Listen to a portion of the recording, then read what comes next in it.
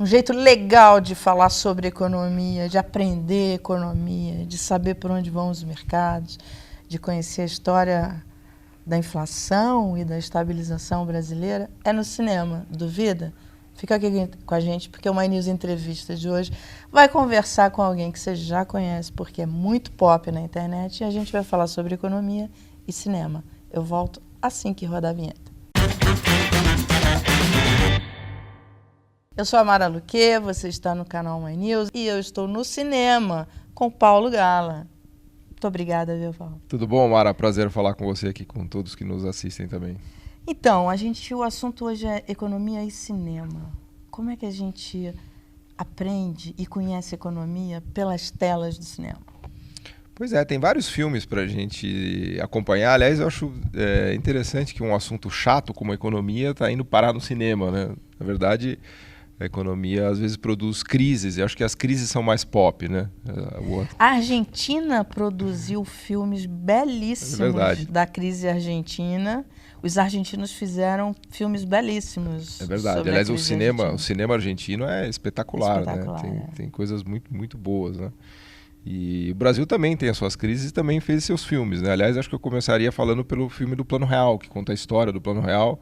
A gente está agora comemorando passou já um pouco, né, dos 30 anos do Plano Real, mas tem um filme muito bom que conta a história do Plano Real. Mas é interessante ver os paralelos, né, que a gente enfrenta hoje, os mesmos desafios que a gente enfrentava lá atrás, de combate à inflação, de economia. Qual é o nome do filme? Eu acho que é a história do Real, a história do Real. Eu não vi esse filme. O filme é excelente, mostra a briga da equipe econômica. Sempre tem briga na equipe econômica, né? Tem um policymaker que quer ir para um lado, tem outro que quer ir para o outro, tem um que acha que é mais importante subir juros para combater a inflação. Tem as vaidades. Tem as vaidades, que tem quem, né, quer ser o pai da criança, né? Então, mas é legal, eu acho que esse filme mostra como os desafios que a gente enfrenta hoje, na verdade, são os velhos desafios, né? Então, você vê lá a briga do Plano Real por controle de gasto público, a economia muito aquecida e a inflação subindo porque o governo estava gastando demais, a equipe econômica tentando brigar para segurar o gasto público, né, Mara? Então, imagina que a gente está em 2024 e a discussão e as brigas continuam exatamente a mesma, né? Então, o filme mostra isso. De uma maneira curiosa, porque traz o lado pessoal da história também, né? Isso é interessante porque entender o gasto público é fundamental, né? Porque ele é necessário, mas não é suficiente e pode ser muito perigoso. Até acho que da outra vez que eu estive aqui, a gente conversou um pouco disso, né? A gente chama de gasto público, mas na verdade eu acho que o termo está errado, porque é transferência de recurso público, né? E, a meu ver, isso acontece por uma carência gigantesca que a gente tem no Brasil. Quando a gente olha os gastos, o que a gente fala de gasto, o maior deles é a Previdência, R$1 trilhão por ano que a gente está gastando. Na verdade, a gente não está gastando, a gente está transferindo para os aposentados. Então, são 40 milhões de pessoas que recebem entre 1 e 2 salários mínimos e que vivem disso. Mas a gente pode olhar outros gastos, entre aspas, que são transferências mais específicos. Por exemplo, o BPC, que é o benefício da prestação continuada, custa R$100 bilhões por ano, que é pago para pessoas que têm mais de 60 anos, é um salário mínimo, mesmo que ela nunca tenha contribuído. Ou o Bolsa Família, que são R$160 bilhões por ano, ou o gasto com saúde, com educação, que dá mais de R$300 bilhões, basicamente para o SUS e para a educação básica, né? O ensino médio, o primário e o médio, enfim.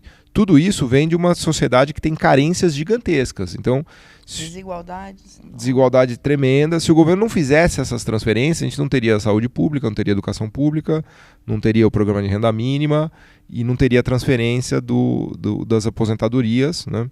Tudo isso custa uma fortuna, mas há um limite também de arrecadação, né, que os empresários brasileiros podem pagar para sustentar isso, e há um limite de quanto a economia brasileira consegue também produzir para abastecer toda essa demanda. Então, tem vários dilemas aí na economia brasileira que são de longa data, e a história do Plano Real mostra um pouco isso, né? Bem, segundo filme. Olha, eu fico na dúvida porque tem vários filmes que eu adoro sobre a crise de 2008. Né? Mas se eu tivesse que fazer um ranking, talvez o Inside Job. Né? Gente, esse filme eu acho que eu vi umas 3 vezes. Até porque como ele ganhou o Oscar, né, de melhor documentário, eu acho que é justo né, citar um filme aqui que foi premiado, e é legal porque ele tem uma visão geral do que foi a crise, né?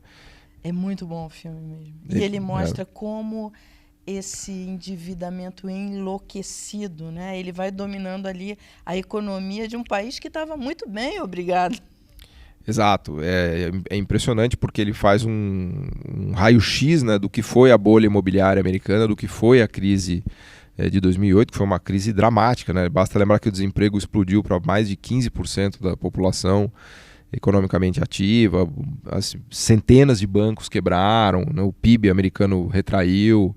Foi um momento dramático. Você deve se lembrar daquelas capas da revista The Economist, né? Será que o capitalismo acabou? Foi um negócio assim meio chocante, né? Porque foi uma crise no tempo, coração do sistema. Você não perde um pouco da dimensão do quão forte foi. Eu me lembro até hoje, eu estava em Milão, estava numa viagem, turismo, passeando ali na Itália e tal, e aí eu fui na banca e comprei a capa da The Economist, era um tigre meio alvejado, assim, e o título da capa era "Será que o capitalismo acabou?" Assim, era um negócio, coisa meio apocalipse now, né? É o que você falou, hoje a gente não tem dimensão do que foi aquilo, né? Aquele outubro de 2008, setembro e outubro, quando quebrou a Lehman Brothers, que era um banco de 60 bilhões de dólares, né, de ativo. Então, o Inside Job ele mostra isso no detalhe, né, o raio-x. Tiveram bons filmes, inclusive da quebra do Lehman Brothers e outros ali daquele período, mas de fato o Inside Jobs, eu acho que ele mostra, ele é muito didático sobre a questão da securitização do crédito imobiliário, né?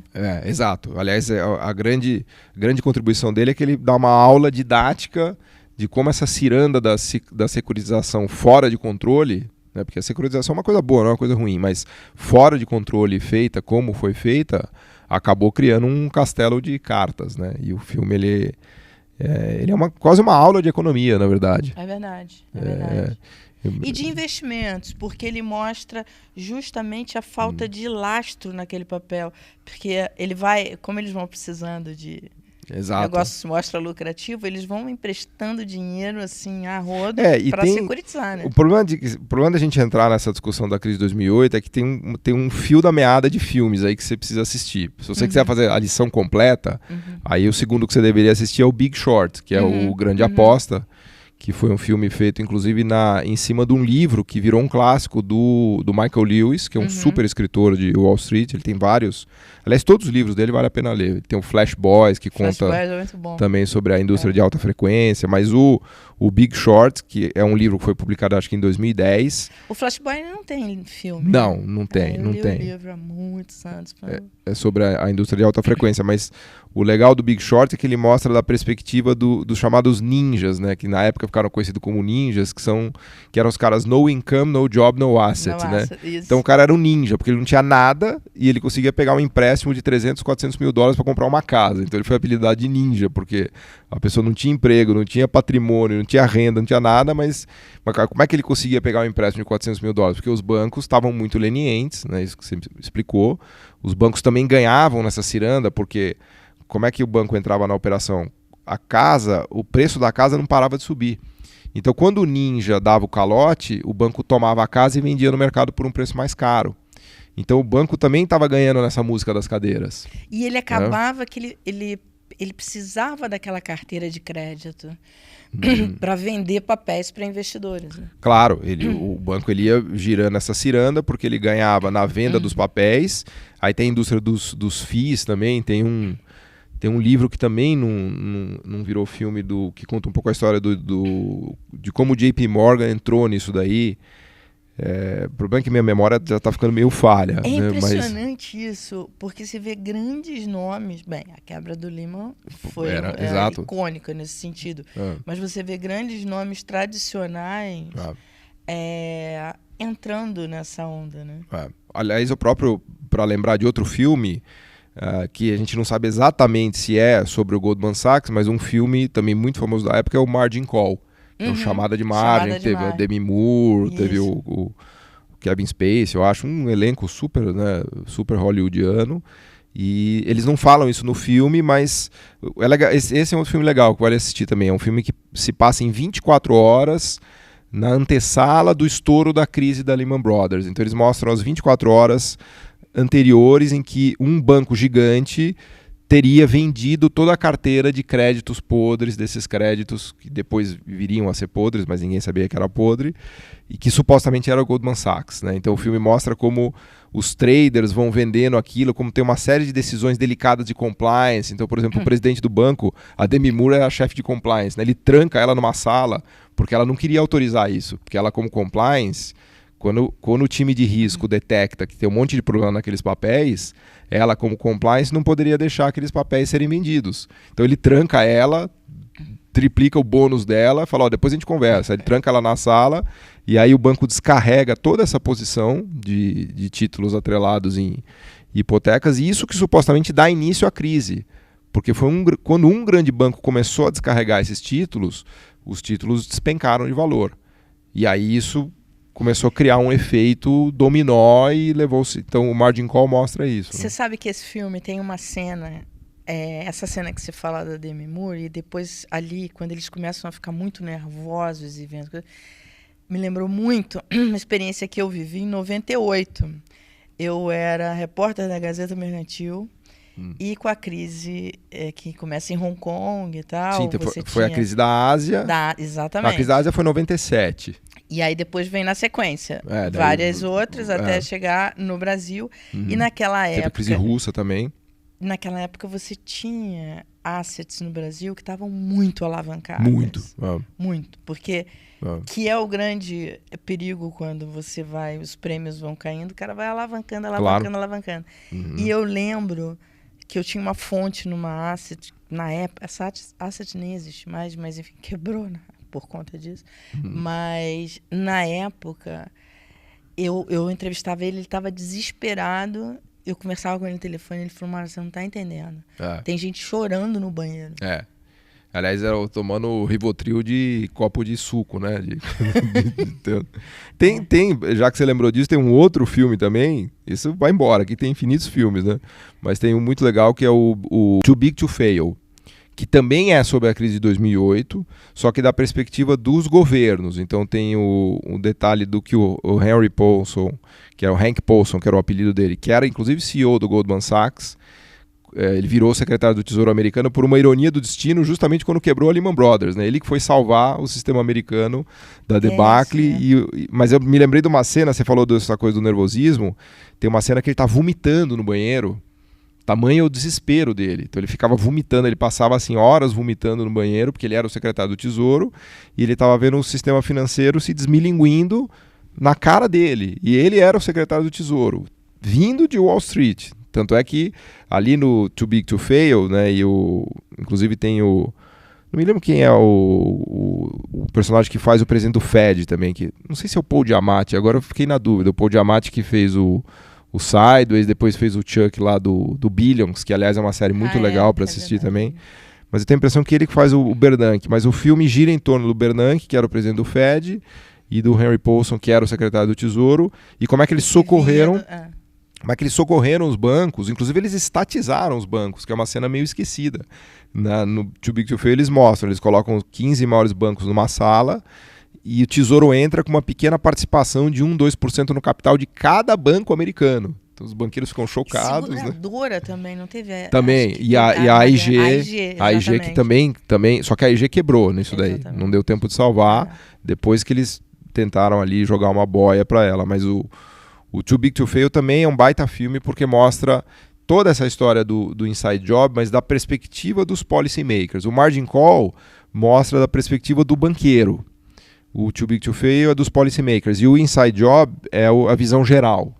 O Inside Jobs, para mim, de todos, esses filmes são ótimos, mas o que eu acho legal do Inside Jobs é um documentário, né? Sim, e exato. Ele não é um filme, né, que tem fantasia. Ele é muito didático, né? Para que as pessoas... Para o investidor, eu acho ele assim, obrigatório. Sim. Porque você aprende... O que de fato aconteceu e como é que eles montam as operações, onde é que está o risco do investimento, né? Exato. É bem didático o filme, né? Exato. Eu acho que então o pacote completo para a gente fechar esse kit, vamos dizer assim, cinema da crise de 2008 é o Inside Job, que dá a visão geral, o Big Short, que dá a perspectiva dos ninjas, né, de quem que estava... Aliás, tem uma outra, você falou de asset, tem uma parte legal dessa história também, que são as assets que ganharam muito dinheiro com o estouro da bolha. Que eles estavam na ponta contrária de tudo que quebrou. Então eles estavam vendidos nos ativos cujo preço despencou. Né? Então se você fica vendido num ativo cujo preço despenca, você ganha muito dinheiro. Então tem várias assets ali que ficaram bilionárias. Né? O Big Short também conta um pouco essa história, né, dos gestores que se deram muito bem. Né? Então, porque estavam vendidos num preço mais alto do que... Não, mas eles chegaram, para você ter ideia, eles chegaram a ficar vendidos em papéis das agências de rating na Bolsa, de construtoras na Bolsa. Tudo que era ligado à bolha imobiliária, eles vendiam. Porque eles já tinham... Né? Engraçado que tem uma cena do filme que eles vão para uma convenção em Las Vegas, né?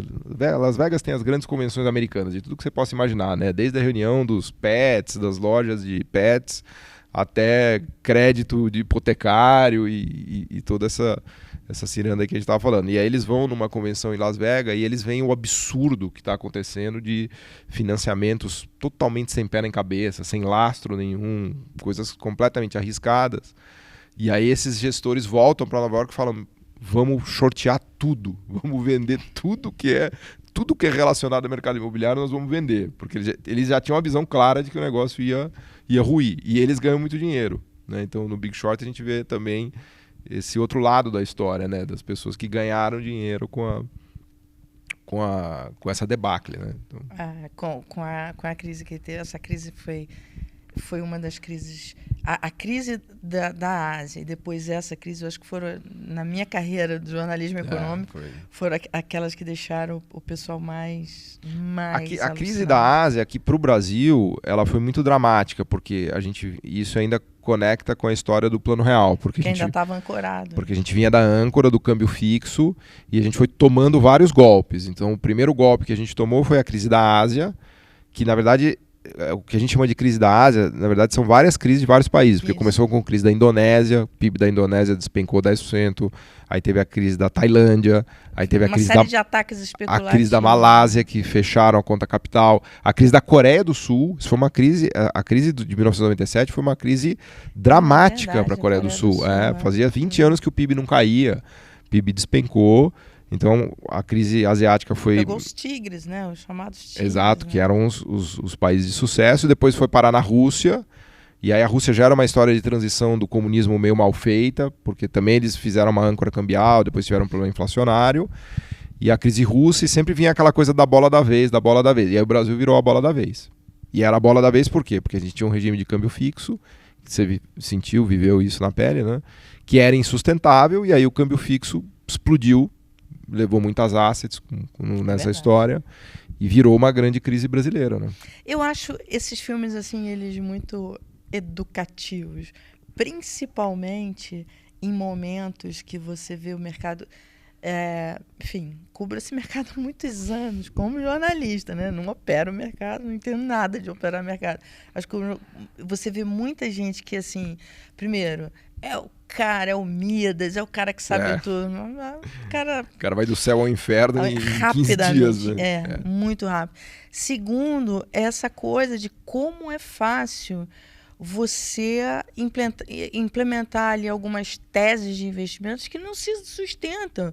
Eu já vi vários assim na minha carreira, lembrei de um livro, de um filme, que é O Lobo de Wall Street. Isso, esse é o que estava faltando a gente mencionar esse daí. Né? Que mostra exatamente como é que ele faz a venda dos papéis e como é que ele faz... Tem uma cena do Lobo de Wall Street que eu acho incrível, que um cara do FBI, se eu não me engano, vai lá, ele tá no barco dele e tal, lá cheio de grana, e ele chega pro cara do FBI, que é um funcionário público, claro, enfim, tá que tem um salário de funcionário público e tal, e tá indo ali, né, que ia aprender. E ele chega pro cara e fala assim, cara, eu deixo você rico, muito rápido e tal. Aí o cara olha pra ele assim, né, e aí ele sai, volta depois, ele é preso, e o cara volta para casa de metrô e tal. Eu achei tão legal. Porque assim, o cara fala, não quero seu dinheiro ainda. Aí o cara vai e volta para casa de metrô, para a vida dele e tal, e o cara depois vai lá e é preso. Mas eu acho que esses filmes são interessantes para ver isso, né? Porque no momento, eu lembro na época da bolha das dot-coms, que quando o Warren Buffett falava, não, eu não entendo isso aí, não vou entrar nessa bolha, e todo mundo, não, a empresa não dá lucro, mas é assim mesmo, essa é a nova economia e tal. A ideia é que a brincadeira é que quanto mais prejuízo dá, melhor a empresa, porque ela tem uma ideia tão louca que ela dá muito prejuízo, então no futuro isso vai ter um valor gigante, né? Eles brincavam que era o contrário até, né? Exatamente. E é interessante, porque no auge dessas coisas, você não consegue a racionalidade. Se você fala para uma pessoa, a pessoa acha que você é louco. Que isso, você está perdendo uma grande costuma onda. brincar que é como o bêbado, né? Que acha que está sóbrio, né? Quando você está no meio daquilo, você perde a noção, né? O bêbado, ele sempre acha que ele está sóbrio, né? É verdade. Então você perde a noção de então, realidade. Ver esses filmes eu acho que pode ser muito interessante. Muito. Aliás, não, eu acho que é obrigatório para quem trabalha com economia, para quem investe. Nos meus cursos lá na GV, eu dou como lição obrigatória. Tem que assistir esses filmes, assim. Não tem como... Né? São ferramentas didáticas muito, muito boas, né? E retratam épocas que você, quando... É bem mais fácil você ver quando você está fora do furacão, né? Tá faltando a gente falar do Wall Street 1 e 2, com o Michael Douglas. É verdade, olha, tá velho, hein, Paulo? Nossa, Wall Street muito antigo esse filme. Porque a barba branca não engana, né? Wall Street das antigas, e depois ele fez... O segundo não é tão bom, mas também é uma visão legal, né, de como funciona. E pega um momento da época... O que eu acho interessante nesse filme é que ele vai mostrando os recortes das modinhas financeiras das épocas. Naquela época era pegar as empresas e destruir a empresa, né? Se dividia a empresa inteira e picotava e jogava, né? É bem interessante. E mostra, inclusive, a relação pessoal ali do pai e filho, porque o pai trabalhava numa empresa, né? Tem sempre, vários filmes repetem um pouco esse tema, né? Do lado humano da empresa, de tocar a empresa, da função social da empresa, dos empregos, e um lado meio desumano do mercado financeiro. O mercado financeiro é meio pintado como vilão nisso, né? Tem uma coisa não por acaso, né, Paulo? Como eu trabalho no mercado financeiro, não vou poder concordar com isso, né? Mas ele é meio pintado como um vilão, assim, de que ele destrói as empresas e tal, né? O mercado financeiro é um lado importante, porque ele também financia empresas. Então, né? Mas o que eu acho interessante nesses filmes e que tem em comum nessas crises do mercado financeiro é exatamente isso. O mercado financeiro ele é importante, ele viabiliza uma série de coisas. O problema é quando ele alavanca e ultrapassa muito a economia real. Comete excessos, né? Comete excessos. A grande discussão entre economistas até hoje é quanto que o mercado financeiro tem que ser regulado para que esses excessos sejam coibidos, né? A ideia é que tem que ter uma regulação prudencial. Toda a ideia de Basileia, de macroprudência, tem a ver com regular o mercado financeiro, né? Então o mercado financeiro, se bem regulado, funciona muito bem. Se totalmente desregulado, pode dar problemas. Aliás, as crises financeiras são exemplos de mau funcionamento de mercados não regulados, né? Esse é o grande tema de todos esses, né? Você lembrou bem. No fundo, todos esses filmes mostram situações de excesso, né? Exatamente. As crises vêm sempre nessa situação de excesso. Agora, o excesso, Mara, é da natureza humana, porque também a gente vai botar a culpa no mercado financeiro, mas quem que tem no mercado financeiro são pessoas como nós. E quem está tomando as dívidas também são pessoas. Então, os ninjas que estão comprando 3, 4, 5 casas sem poder comprar casas também são seres humanos imperfeitos, né? Então, por isso que essa discussão de regulação é importante. Eu sou a favor de uma regulação bem feita, sem dúvida. E informação, né? A transparência e a informação. Quer dizer, porque eu acho que eu lembro... também tenho uma certa idade. Eu lembro... na quebra do banco Marca e Fonte Sindan. E, puxa, era algo cantado, que estava acontecendo, que ia ter... Engraçado essa história é que eles estavam até apostando a favor do real, né? Exatamente. Eles não estavam nem contra o Brasil, eles estavam a favor do Brasil. Eles estavam a favor, mas você já via que a âncora ia acontecer e tal. E eu lembro, né, porque eu trabalhava na Folha de São Paulo, eu era editora de investimentos lá. E a gente fez alguns encontros e tal para falar sobre isso. E havia muita demanda de investidores que perderam dinheiro naqueles fundos alavancados e que falavam, não, porque o governo deveria indenizar essas pessoas. Eu falei, cara, mas essa informação estava lá. Claro. Entendeu? Você não me chamou para repartir o lucro. Porque esses fundos tiveram lucros enormes, porque eram muito alavancados. Nessa hora você não me chamou para repartir esse Não, lucro. e daí a importância de educação financeira, porque eu sempre costumo dizer, a decisão mais importante que você faz ao investir é conhecer no que você está investindo. Né? E o risco, né? E o risco que você está correndo, exato. Né? Como diz um amigo meu, o órgão mais sensível do corpo humano é o bolso. Só que quando você está ganhando muito dinheiro, você tende a ficar eufórico. E aí você entra nessas crenças de que vai dar tudo certo. Então você precisa fazer o exercício de entender o que você está fazendo, conhecer, né? Isso é muito, muito importante. Né? Isso, aliás, aparece em todos esses filmes. Né? Quero te agradecer essa conversa aqui sobre cinema e economia. E o Paulo é muito pop na internet, tem cursos. Todo mundo conhece os cursos dele. Enfim, e em breve a gente vai te chamar de novo para a gente falar sobre livros, teatro, filme. Legal, obrigado, foi um prazer. Até lembramos aqui de vários filmes que, né, você puxou aqui, resgatou da memória aqui, vários filmes que revelam até a nossa idade, né, Mara? Não vamos falar qual é, mas enfim, conta comigo. Nós somos vintage. É cringe, né, que eu aprendi esses dias. É verdade. Obrigada, viu? Obrigado, é um prazer. Você que ficou com a gente até agora, compartilha, não esqueça de mandar sugestões, faça o curso do Paulo, que isso é um bom investimento.